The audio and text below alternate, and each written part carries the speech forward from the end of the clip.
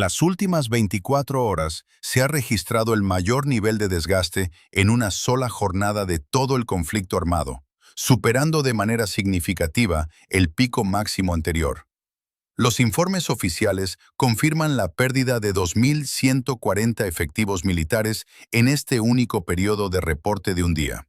Asimismo, los datos verificados señalan la destrucción o el abandono de aproximadamente 90 vehículos blindados y tanques principales de combate,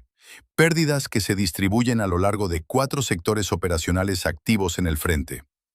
En esta misma ventana de tiempo, las acciones militares consiguieron golpear y dejar completamente fuera de servicio 3 puestos de mando a nivel de batallón. Analistas especializados señalan que esta cifra de bajas no constituye una fluctuación estadística menor o un dato aislado, sino que representa una ruptura estructural en la curva de bajas de las Fuerzas Armadas.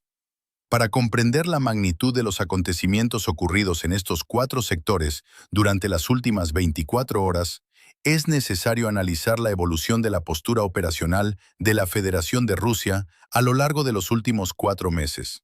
Los datos diarios de bajas no muestran por sí mismos la salud operativa de un ejército. La relevancia radica en la línea de tendencia, la distribución de las pérdidas por categorías y las condiciones estructurales de las fuerzas que las absorben. Si un ejército estructuralmente sólido sufre una jornada de altas bajas, el hecho se clasifica como un revés táctico. Sin embargo, cuando este mismo volumen de pérdidas afecta a una fuerza que ya presenta indicadores sistémicos de degradación, el resultado es la manifestación visible de un problema estructural más profundo. Las condiciones que provocaron este pico de bajas se acumularon durante meses, coincidiendo finalmente con un incremento en el ritmo operativo de las fuerzas de Ucrania, diseñado específicamente para explotar las vulnerabilidades del adversario. Las Fuerzas Armadas de Rusia iniciaron la actual temporada de campaña tras mantener operaciones ofensivas a un ritmo constante en múltiples sectores del frente durante casi 2 años. Un ritmo operativo elevado puede sostenerse en el tiempo siempre que los sistemas de rotación de personal, la reposición de equipo militar y el suministro de municiones avancen a la par del consumo en el frente. No obstante, los datos correspondientes al inicio del verano de este año indican que el sistema logístico y operativo ruso dejó de mantener el ritmo necesario en estas 3 áreas críticas.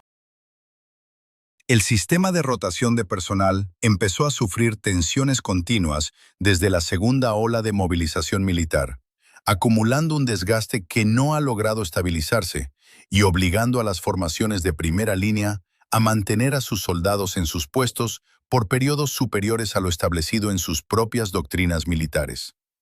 Esta situación de desgaste continuado provocó que los reemplazos de personal comenzaran a llegar al frente con un tiempo de entrenamiento significativamente menor en comparación con las generaciones de relevo previas. Como consecuencia directa, el conocimiento institucional y la experiencia táctica acumulada dentro de las formaciones militares, sostenida principalmente por oficiales subalternos y suboficiales experimentados que conocían el terreno específico y el comportamiento del adversario, se redujo a una velocidad que la línea de reemplazo no pudo compensar.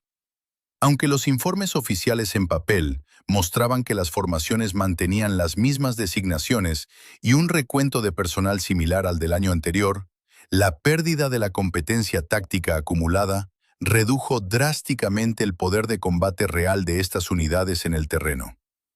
A la par de las dificultades en el componente humano, el sistema de reposición de equipo militar ha operado bajo una presión constante. Diversas evaluaciones de analistas de fuentes abiertas coinciden en que la tasa de producción de vehículos blindados en Rusia se ha situado por debajo de la tasa de pérdidas durante la mayor parte de los últimos 18 meses. Para gestionar esta diferencia, las autoridades recurrieron a la extracción y reacondicionamiento de material bélico almacenado en instalaciones de largo plazo, compuesto principalmente por variantes de tanques T-72B3 y T-80 de la era soviética que habían constituido el núcleo de las operaciones blindadas al inicio del conflicto. Al llegar la presente temporada de campaña, estas reservas de almacenamiento se agotaron de forma sustancial, lo que obligó a enviar a las formaciones de primera línea equipos que en promedio son más antiguos, menos fiables y requieren un mayor número de horas de mantenimiento por cada hora de operación. Por su parte, el sistema de reabastecimiento de municiones, que había obtenido un refuerzo operativo en 2024 a través de la línea de suministros procedentes de Corea del Norte, empezó a enfrentar restricciones debido al aumento del consumo en el frente. Este incremento en el gasto de proyectiles fue la respuesta directa a la campaña de ataques de precisión de Ucrania contra la logística de la retaguardia rusa, lo que obligó a las unidades de artillería a disparar un mayor volumen de munición para intentar conseguir los mismos efectos de supresión contra los movimientos de las fuerzas ucranianas. Como consecuencia, las asignaciones de municiones hacia las posiciones de vanguardia comenzaron a restringirse de forma silenciosa en múltiples sectores durante los últimos 2 meses, provocando un retraso en la capacidad de respuesta del apoyo de fuego ante las solicitudes de las tropas de asalto. La combinación de estas tres tendencias de degradación logística confluyó con la estrategia de Ucrania, consistente en mantener una presión constante y simultánea en varios puntos del frente. Mediante la variación de los ejes de ataque, el mando ucraniano impidió que las fuerzas rusas concentraran sus reservas degradadas en un solo sector y utilizó ataques en profundidad para interrumpir los ritmos de reabastecimiento necesarios para la preparación de combate. Los 4 sectores donde se registró el pico de bajas de 2.140 efectivos no fueron aleatorios. Correspondieron exactamente a las zonas donde la presión de las fuerzas de Ucrania había sido más sostenida durante el último mes, donde las unidades rusas habían recibido la menor cantidad de reemplazos y donde la escasez de munición era más pronunciada debido a las decisiones del mando ruso de priorizar los recursos escasos únicamente en los sectores considerados más críticos.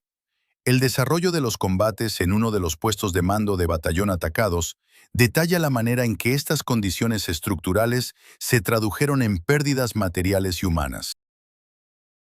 Durante la mañana de esa jornada de 24 horas, un comandante de batallón, con el rango de mayor, se encontraba en su puesto preparado, situado aproximadamente a 8 kilómetros de la línea de frente. Aunque los informes oficiales de preparación remitidos al cuartel general del regimiento calificaban a su batallón como totalmente capaz para el combate, basándose en el recuento nominal de soldados, vehículos y existencias de munición,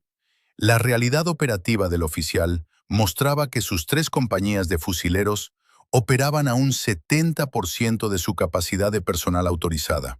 Su apoyo blindado orgánico se había reducido de 12 a 7 vehículos operativos, 2 de ellos con problemas mecánicos, y sus suboficiales experimentados habían sido sustituidos por personal sin la competencia táctica requerida.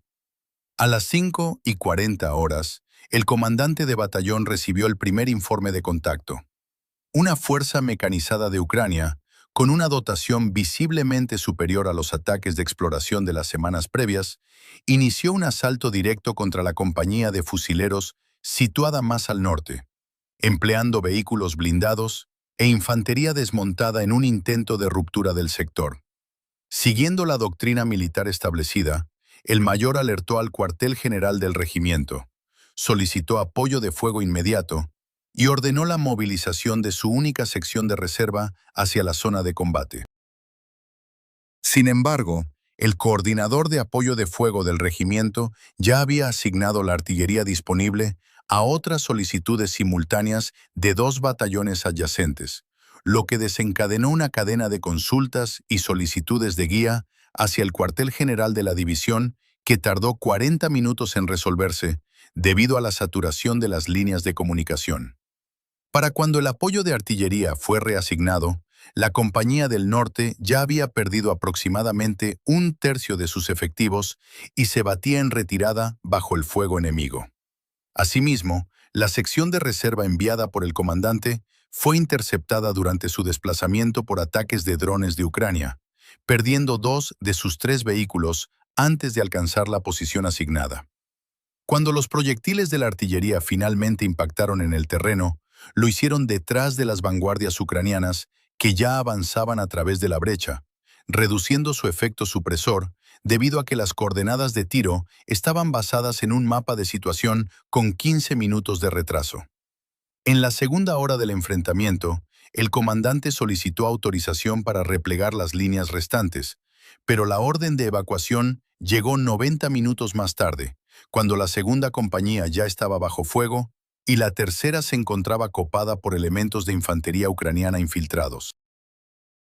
El repliegue se transformó en una extracción desorganizada bajo el fuego, cuyas bajas civiles y militares aportaron la mayor parte del total reportado por el regimiento al cierre del periodo de información.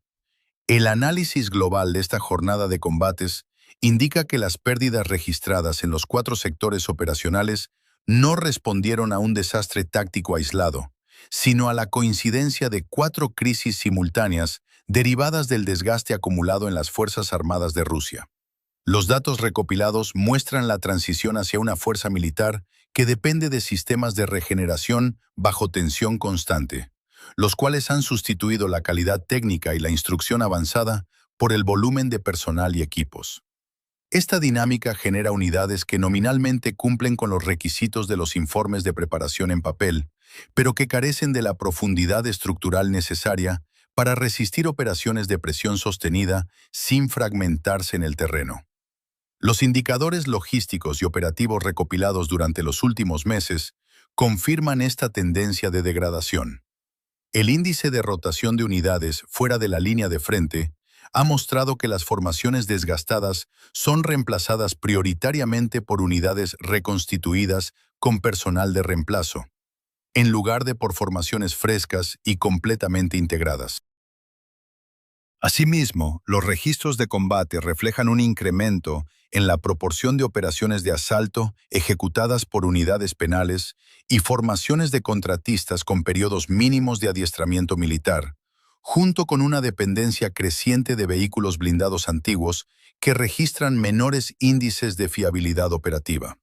En el ámbito del análisis militar, la acumulación de estos factores señala la proximidad al punto de culminación, definido como el momento en que una fuerza armada consume la potencia de combate necesaria para mantener sus operaciones ofensivas al ritmo establecido. Ante la aproximación a la culminación, la doctrina y los precedentes históricos indican que un mando militar debe optar entre reducir sus objetivos operacionales para permitir la recuperación de sus fuerzas o intentar mantener el ritmo de ataque mediante medidas que aceleran la degradación de sus componentes. En el contexto actual, la necesidad de mantener la apariencia de iniciativa ofensiva ha condicionado las decisiones del mando, lo que implica que el registro de 2.140 bajas en 24 horas no se proyecta como un evento aislado, sino como la manifestación de una condición estructural que continuará generando resultados similares de manera recurrente, a menos que se estabilice la relación entre la tasa de consumo de recursos y la capacidad de regeneración del sistema logístico. Por su parte, el diseño operativo de las Fuerzas Armadas de Ucrania durante la presente campaña se ha centrado en forzar esta dinámica de desgaste mediante la aplicación de presión simultánea en múltiples ejes del frente. Al impedir que el mando de la Federación de Rusia estabilice sus ritmos de reabastecimiento o concentre sus reservas en un único punto crítico, la estrategia busca rebasar de forma progresiva la capacidad de absorción del adversario. Este enfoque metodológico de desgaste sistemático prioriza la acumulación de efectos sobre las grandes acciones de ruptura inmediata, generando las condiciones de vulnerabilidad que provocaron el colapso de las líneas de defensa en los 4 batallones afectados durante la jornada de referencia. Las consecuencias a medio plazo para las unidades que absorbieron este volumen de pérdidas indican que, aunque los recuentos nominales de personal puedan ser restituidos en los informes oficiales mediante el envío de nuevos reemplazos en las próximas semanas, la pérdida del conocimiento institucional, la experiencia de los mandos intermedios y la competencia táctica destruida no son recuperables en un periodo operativo inmediato. Las formaciones de relevo ingresan al frente bajo las mismas condiciones estructurales de falta de entrenamiento y escasez de apoyo material que causaron las pérdidas originales. La relevancia de esta jornada no radica únicamente en el volumen total de las bajas notificadas, sino en que los datos verificados exponen de manera directa el nivel de desgaste y la pérdida de profundidad estructural en el despliegue de las fuerzas avanzadas. Una situación que no es subsanable mediante ajustes operativos a corto plazo debido a los ciclos de producción